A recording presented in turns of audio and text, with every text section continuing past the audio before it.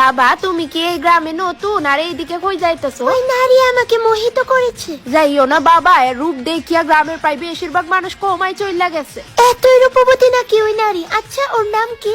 গ্রামের সবাই তো এর মৌসুমী নামেই চেনে। মৌসুমী? আচ্ছা আপনি কি ওকে কোনোদিন বিনা ঘুমটায় দেখেছেন? ও ঠিক দেখতে কেমন? আমারও তো শখ নাই বাপু কমাই যাওয়ার। আমার আছে, ওকে আমার চাই। মৌসুমী